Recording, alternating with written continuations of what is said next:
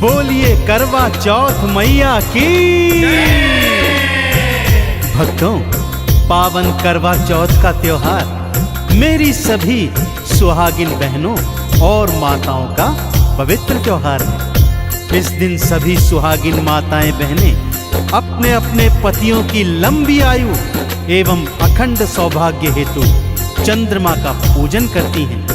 चंद्रमा के साथ साथ संपूर्ण शिव परिवार अर्थात भगवान शिव, माता पार्वती, भगवान श्री गणेश और भगवान श्री कार्तिकेय का पूजन भी किया जाता है, क्योंकि यह व्रत कार्तिक माह की चतुर्थी को आता है, इसलिए इसे करवा चौथ भी कहा जाता है। इस दिन सभी सुहागिन माताएं बहनें सुबह सूर्योदय से लेकर सायंकाल चंद्रमा के उदित होने तक कठिन उपवास रखती हैं और भगवान चंद्रमा को अर्घ्य देने के पश्चात ही उपवास का समापन करती हैं। तो आइए भक्तों, आज मैं आपको पावन करवा चौथ के व्रत की संगीतमय कथा सुनाने जा रहा हूँ। एक बार फिर मेरे साथ बोलिए, बोलिए करवा चौथ मैया की।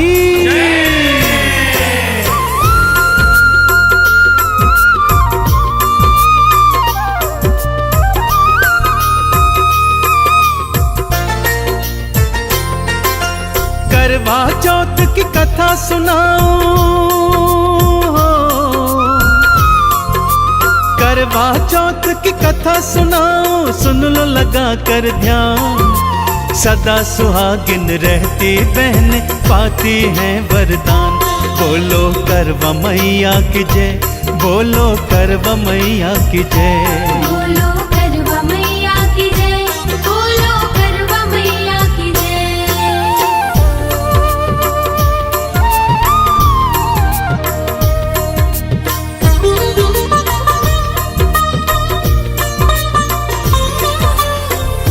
कथा कुछ इस प्रकार से है भक्तों। किसी नगर में एक साहूकार अपनी पत्नी, 7 पुत्रों एवं 7 पुत्र वधुओं के साथ रहा करता था। उसकी एक इकलौती पुत्री भी थी जिसका नाम वीरावती था। वह त्योहार करने हेतु अपने मायके आई हुई थी। करवा चौथ का दिवस आया भक्तों। उसने अपनी माँ एवं भाभियों सहित बड़ी श्रद्धा के साथ करवा चौथ का व्रत रखा, परंतु संध्या ढलते ढलते वो भूख से व्याकुल हो उठी। भाइयों ने जब अपनी लाडली बहन को भूख से व्याकुल देखा तो उससे भोजन करने को कहने लगे, परंतु वो बोली, भैया भगवान चंद्रमा को अर्घ्य दिए बिना मैं खाना कैसे खा सकती हूँ। तब सभी भाइयों ने मिलकर ये उपाय सोचा। ऊंचे स्थान पे भाइयों ने दिया एक जलाया, एक छल नीली दिए आगे उसको था रखवाया। बोले बहन से, देखो बहना चांद निकल है आया। बहना ने भी चांद समझ के उसको अर्घ्य चढ़ाया। खाना खाने बैठ गई वो, खाना खाने बैठ गई वो बिल्कुल थी नादान। सदा सुहागिन रहने का बहने पाती वरदान। बोलो करवा मैया की जय, बोलो करवा मैया की जय। बोलो करवा मैया की जय, बोलो करवा मैया की जय।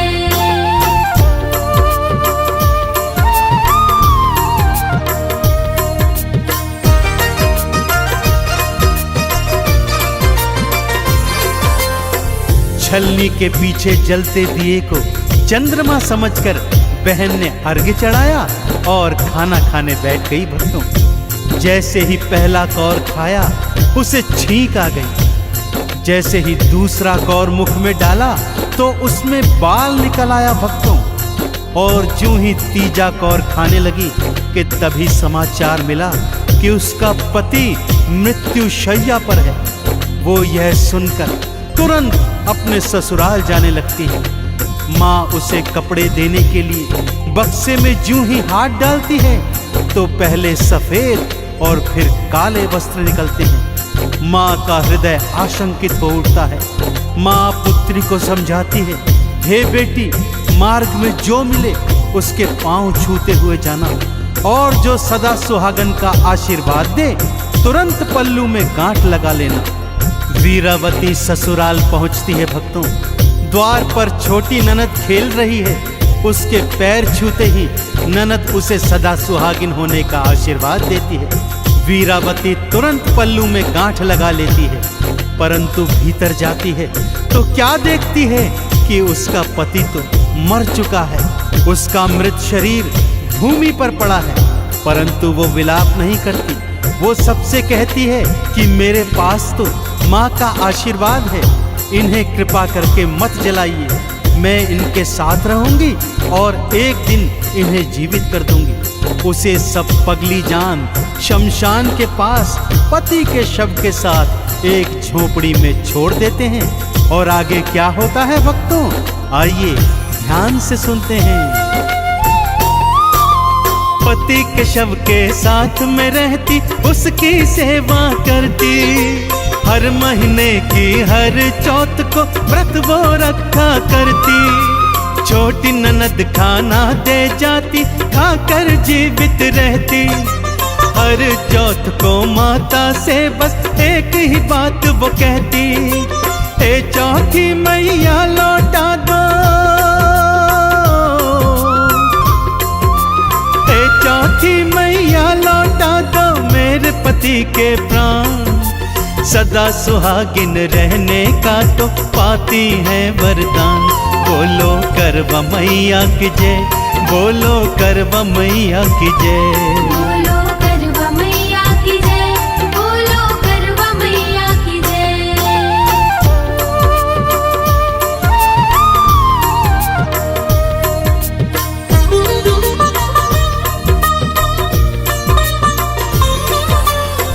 हर चौथ के व्रत के बाद जब चौथी मैया दर्शन देती तो वो एक ही बात कहती कि हे चौथी माँ, मेरे पति के प्राणों को लौटा दो। चौथी मैया उससे कहती, हम तो छोटी चौथ माता हैं, सबसे बड़ी तो वो करवा चौथ माता है, वही तेरे पति के प्राण लौटा सकती है। परंतु वो तुझसे तो बहुत रुष्ट हैं। परंतु इस करवा चौथ को यदि तू पूरे श्रृंगार के साथ, पूरे विधि विधान के साथ करवा चौथ का व्रत उपवास करेगी, माँ का पूजन करेगी, तो माँ तुझे दर्शन अवश्य देंगी। तब माँ के पैर पकड़ लेना और तब तक पैर न छोड़ना जब तक वो तेरे पति के प्राण लौटा ना दे। देखते देखते करवा चौथ आ गई भक्तों। तो वीरावती ने कैसे करवा चौथ का व्रत उपवास पूजन की तैयारी की, आइए सुनाता हूँ। छोटी ननद से सारा फिर उसने श्रृंगार मंगाया। व्रत के दिन खुद को तो उसने भक्तों खूब सजाया। काजल बिंदी चूड़ी मेहंदी थाल थी मंगवाई। बड़ी श्रद्धा से पूजती थी वो तो करवा माई। आज तो माँ से पाके रहूंगी हो, आज तो माँ से पाके रहूंगी अपने पति के प्राण। सदा सुहागिन रहने का तो पाती है वरदान। बोलो करवा मैया की जय, बोलो करवा मैया की जय। बोलो करवा मैया की जय, बोलो करवा मैया की जय।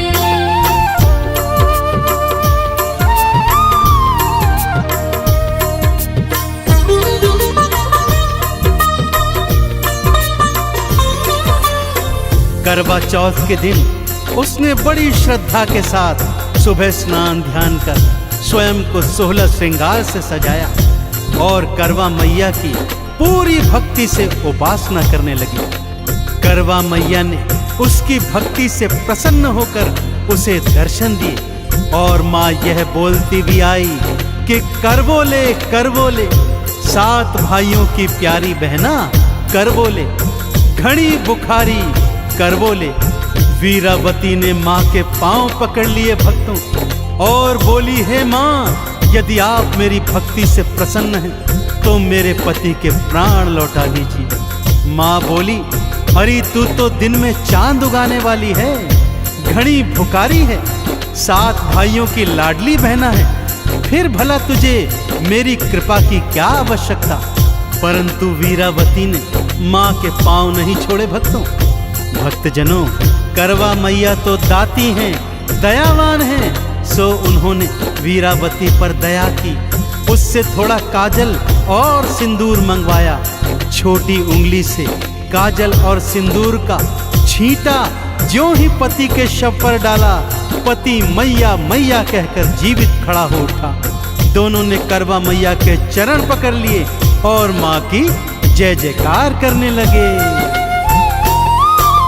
काजल और सिंदूर मंगाया, छींटा एक लगाया, वीरावती के पति को करवा मैया ने जिलवाया।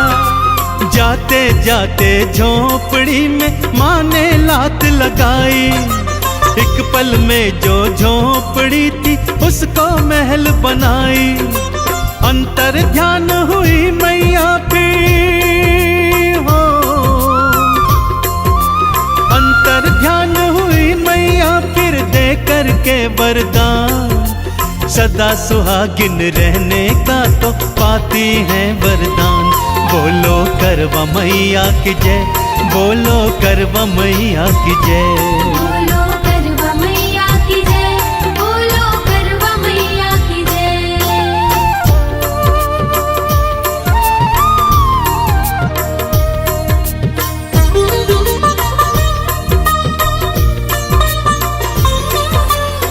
छोटी ननद ने जब यह समाचार घर पे सुनाया भक्तों, तो मारे प्रसन्नता के सारा परिवार शमशान भूमि में दौड़ा दौड़ा आया। पुत्र को जीवित देख उसकी माँ के अश्रु बहने लगे। सभी ने एक स्वर से करवा चौथ मैया की जय जयकार करी और माँ से प्रार्थना करी कि हे माँ, जैसी भूल वीरावती ने की है, कोई और सुहागन वैसी भूल कभी न करे। और जैसे वीरावती के पति के प्राण आपने लौटाए हैं, माँ सभी सुहागिनों के सुहाग की इसी तरह रक्षा करना। उन्हें धन धान सुख यश वैभव संपत्ति कीर्ति और आरोग्य प्रदान करना। उसके बाद सभी हर महीने की चौथ को चौथी मैया का व्रत पूजन करने लगे और करवा चौथ का पर्व तो हर वर्ष बड़ी धूमधाम के साथ मनाने लगे। तो एक बार फिर मेरे साथ बोलिए, बोलिए करवा चौथ मैया की।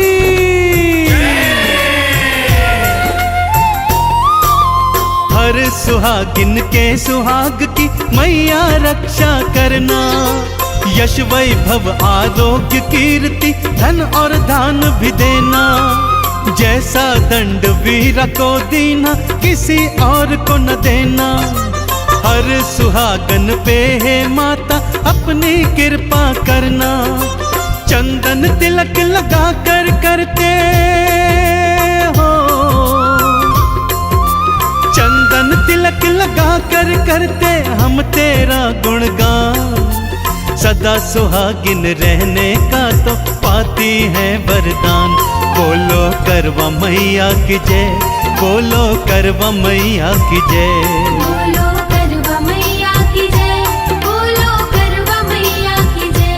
बोलो करवा मैया की जय, बोलो करवा मैया की जय।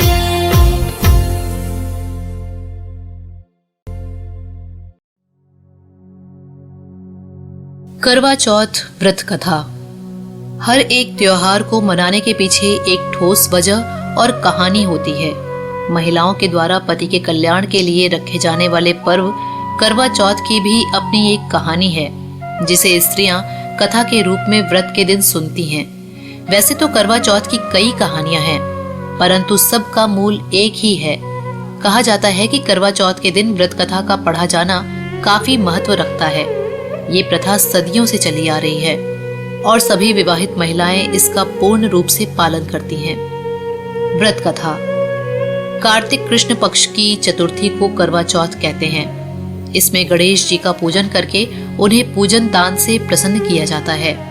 इसका विधान चैत्र की चतुर्थी में लिखा गया है, परंतु विशेषता यह है कि इसमें गेहूं का करवा भर के पूजन किया जाता है और विवाहित लड़कियों के यहाँ चीनी के करवे पीहर से भेजे जाते हैं तथा कहानी सुनकर चंद्रोदय में अर्घ्य देकर व्रत खोला जाता है। कथा इस प्रकार है। एक साहूकार के 7 लड़के और 1 लड़की थी। सेठानी सहित उसकी बहुओं और बेटी ने करवा चौथ का व्रत रखा था। रात्रि को साहूकार के लड़के भोजन करने लगे तो उन्होंने अपनी बहन से भोजन के लिए कहा। इस पर बहन ने जवाब दिया, भाई अभी चांद नहीं निकला है, उसके निकलने पर अर्घ्य देकर भोजन करूंगी। बहन की बात सुनकर भाइयों ने नगर से बाहर जाकर अग्नि जला दी और छलनी ले जाकर उसमें से प्रकाश दिखाते हुए उन्होंने बहन से कहा कि चांद निकल आया है, अर्घ्य देकर भोजन कर लो। ये सुनकर उसने अपनी भाभियों से कहा कि आओ तुम भी चंद्रमा को अर्घ्य दे दो, परंतु वो इस कांड को जानती थीं। उन्होंने कहा कि बाई जी अभी चांद नहीं निकला है, तेरे भाई तेरे से धोखा करते हुए अग्नि का प्रकाश छलनी से दिखा रहे हैं। भाभियों की बात सुनकर भी उसने कुछ ध्यान न दिया एवं भाइयों द्वारा दिखाए गए प्रकाश को ही अर्घ्य देकर भोजन कर लिया। इस प्रकार व्रत भंग करने से गणेश जी उस पर अप्रसन्न हो गए। इसके बाद उसका पति सख्त बीमार हो गया और जो कुछ घर में था उसकी बीमारी में लग गया। जब उसे अपने किए हुए दोषों का पता लगा तो उसने पश्चाताप किया। गणेश जी की प्रार्थना करते हुए विधि विधान से पुनः चतुर्थी का व्रत करना आरंभ कर दिया। श्रद्धानुसार सबका आदर करते हुए सबसे आशीर्वाद ग्रहण करने में ही मन को लगा दिया। इस प्रकार उसकी श्रद्धा भक्ति सहित कर्म को देखकर भगवान श्री गणेश उस पर प्रसन्न हो गए और उसके पति को जीवन दान देकर उसे आरोग्य करने के पश्चात धन संपत्ति से युक्त कर दिया। इस प्रकार जो कोई छल कपट को त्याग कर श्रद्धा भक्ति से चतुर्थी का व्रत करता है वो सब प्रकार से सुखी होता है। विनायक जी की कहानी। एक अंधी बुढ़िया थी जिसका एक लड़का और बहू थी। वो बहुत ही गरीब थे। वो अंधी बुढ़िया नित्य प्रति गणेश जी की पूजा किया करती थी। गणेश जी साक्षात सन्मुख आकर कहते थे कि बुढ़िया माई तू जो चाहे सो मांग ले। बुढ़िया कहती, मुझे मांगना नहीं आता तो कैसे और क्या मांगू। तब गणेश जी बोले कि अपने बहू बेटे से पूछकर मांग ले। बुढ़िया ने अपने पुत्र और वधू से पूछा तो बेटा बोला कि धन मांग ले और बहू ने कहा कि पोता मांग ले। तब बुढ़िया ने सोचा कि ये तो अपने मतलब की बातें कर रहे हैं। अतः बुढ़िया ने पड़ोसियों से पूछा तो पड़ोसियों ने कहा कि बुढ़िया तेरी थोड़ी सी जिंदगी है, क्यों धन और पोता मांगे। तू तो केवल अपने नेत्र मांग ले जिससे तेरी शेष जिंदगी सुख से व्यतीत हो जाए। उस बुढ़िया ने बेटे और बहू तथा पड़ोसियों की बातें सुनकर घर में जाकर सोचा, जिसमें बेटा बहू और मेरा सबका ही भला हो वो भी मांग लूं और अपने मतलब की चीज भी मांग लूं। दूसरे दिन जब श्री गणेश जी आए और बोले, बोल क्या मांगती है। हमारा वचन है कि जो तू मांगेगी वही पाएगी। गणेश जी के वचन सुनकर बुढ़िया बोली, हे गणराज, यदि आप मुझ पर प्रसन्न हैं तो मुझे 9 करोड़ की माया दे, निरोगी काया दे, अमर सुहाग दे, आंखों में प्रकाश दे, नाती पोते दे और समस्त परिवार को सुख दे और अंत में मोक्ष दे। बुढ़िया की बात सुनकर गणेश जी बोले, बुढ़िया माँ तूने तो मुझे ठग लिया। खैर जो कुछ तूने मांग लिया वो सब तुझे मिलेगा। ये कहकर गणेश जी अंतर्ध्यान हो गए। हे गणेश जी, जैसे बुढ़िया माँ के मांगे अनुसार आपने सब कुछ दिया वैसे ही सबको देना और हमको भी देने की कृपा करना। करवा चौथ का उज्जमन करने के लिए एक थाली में 13 जगह 2 से 4 पूड़ी और थोड़ा सा सीरा रख लें। उसके ऊपर एक साड़ी, ब्लाउज और रुपए जितना चाहे रख लें। उस थाली के चारों ओर रोली और चावल से हाथ फेर कर अपनी सासू जी के पांव लगाकर उन्हें दे दें। उसके बाद 13 ब्राह्मणों को भोजन कराएं और दक्षिणा देकर तिलक लगाकर उन्हें विदा करें।